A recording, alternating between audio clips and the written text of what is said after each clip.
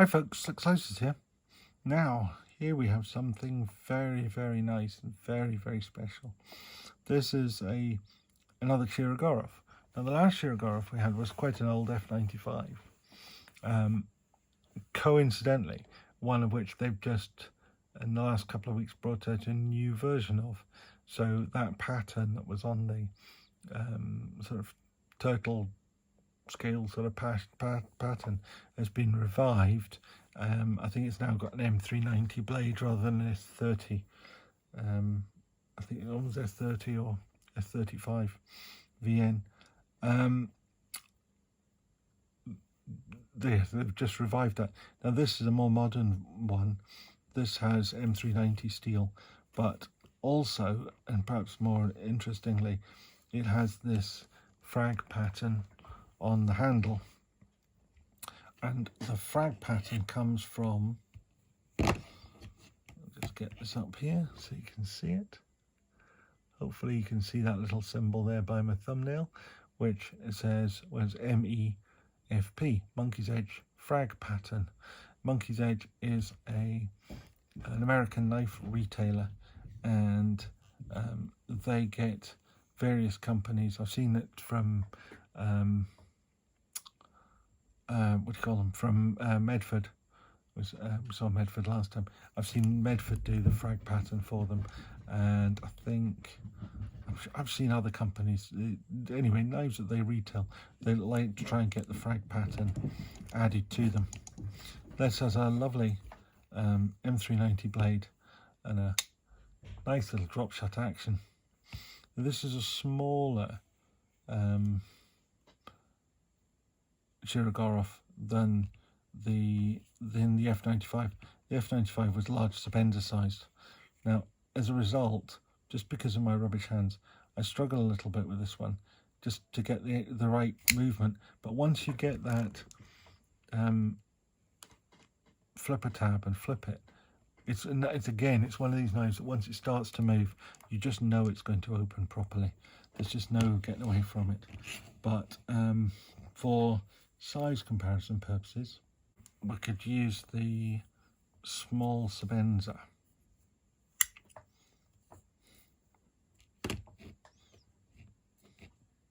And we could say it's more small Sabender size, whereas the F95 was large Sabender size. Now, in actual fact, oops, that's not even anywhere near the screen, is it? Let me put them the other way up. They're difficult to compare.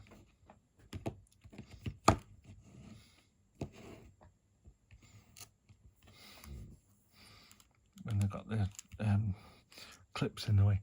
So it's still a little bit bigger than the small Sabender, but not a huge amount bigger. It's more of that scale. The F95 was more large Sabender sized. Just another comparative for those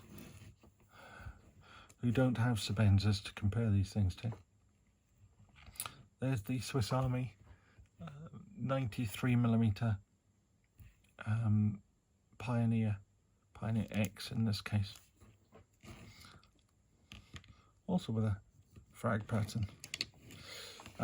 Now let's just sort of go over this knife all over. You've got a flat ground blade with the sort of swedge that comes along from almost from the handle, but peters out so that the blade point is just a bit more robust. You don't have the swedge coming right down to the point, but there's quite a lot of distal taper in the knife anyway, so that it still has relatively fine but reasonably solid point. There is not so much a sharpening choil, but just the way the blade is cut, you can sharpen right to that edge, and it doesn't quite meet the plunge line because just of the way that well, I suppose it is a choil, but just the way that it's cut at the end, you're left with this little point of the blade just before the plunge line, which is just really, really nicely done. But it's one of those subtleties that you don't really see until you think, until you're thinking about when you're coming to sharpen it. You can get your sharpening stone right in there without catching the plunge line, without leaving a smile. It's just perfect. You have a tiny amount of flat here, which would certainly aid putting it into a fixed angle sharpener. Then on the back of the knife, you've got this jimping, but it's not that sort of harsh jimping that tears your skin. It just gives it that little bit of extra traction, which you don't really need most of the time. But if, for example, you were wearing a glove and you were pushing on the back, it would give you that extra traction that you might need. If we come back into the knife itself, we've got the Shirogorov custom pivot screw, but much as it's a custom screw, and there is a custom screwdriver available for it, you could do that up and undo it with an ordinary flat-tipped screwdriver, so it's not really a hindrance.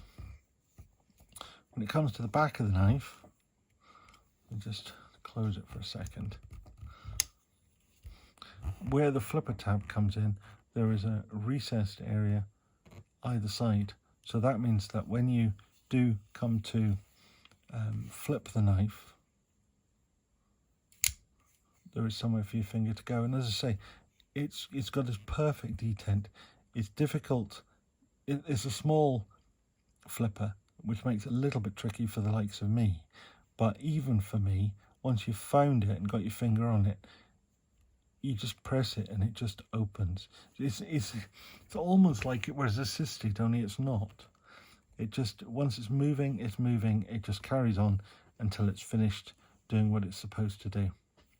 Now, so we got that custom screw at that end, and at the other end we have a small version of the custom screw in order to do the knife up, and that's the only two fixings on it. But we do have a solid backspacer, so I would guess there's at least one pin going through, hidden pin between the scales and the backspacer to keep that straight. I mean, there must be, otherwise it just wouldn't work. And the backspacer has again a little bit of this very mild, it's not really jimping, it's just kind of tooth effect. It's more of a style thing. And then we have a nice little lanyard clip, very similar to that Chubikov lanyard clip, except that this one is solid. It's not got a cutout of one side, which is just infinitely more practical. Of course, being a high-end knife, we have to have a machined clip. I'm never a big fan of machined clips, but if you're going to have a machined clip, you might as well have a good one, and this one is a good one. It works very well. There's plenty of depth inside there, and it slips in and out of your pocket with a reassuring amount of traction, but with enough ease to make it practical. Something I've never liked is external relief cut. I just don't see the point in it. It just spoils the lines of the knife, and there's no reason why it shouldn't be on the inside. So I would prefer to see it on the inside, but hey. That being said, this bar is really quite nicely cut. There's a nice sort of bit of shaping to it here, which is where the over travel stop is. And there's a steel insert on the end of the bar there, but you can't see it from the outside because it's nicely rebated into the end of the lock bar. And when it comes to the lock bar, you've some nice machining and relieving in there so that it's relatively easy to reach the lock bar. It's not too stiff to press. There's absolutely no lock up, jam up. No, it's not really lock up. There's no death lock to the release of the lock bar. It works just perfectly fine. There's a little bit of jimping on the end of the flipper, which I say is small, and it's one of the things, if I've been doing it a couple of times, I can find it relatively easily, but it's one of these flippers that's not a massive great thing sticking out the back of the knife. It's a small little flipper. You've got to remember to get your fingers out of the way, which is always my little problem. But once you've got it, oh,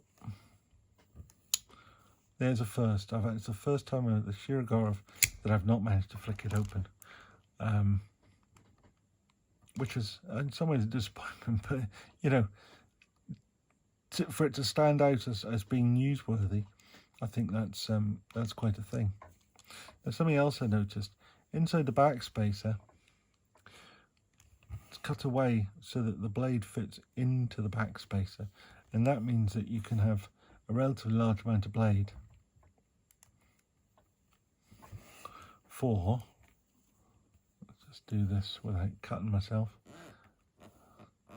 You can get that blade can go almost, in fact, when you're folding it, it almost looks like the blade's longer than the handle.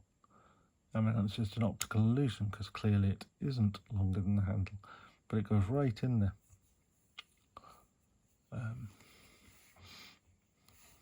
So let me just think about that in terms of numbers.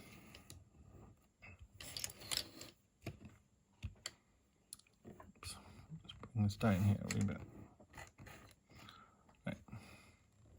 So you have a 3 3/8 inch blade,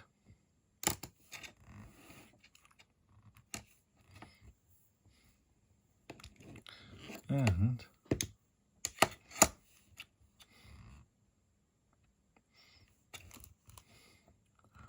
a 4 3/8 inch, or less than 4 3/8 inch handle.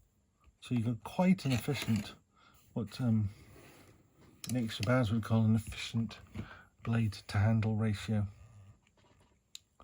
And it's lovely and slim, very pocketable, just a really nice little pocket knife. You know, if you compare that to the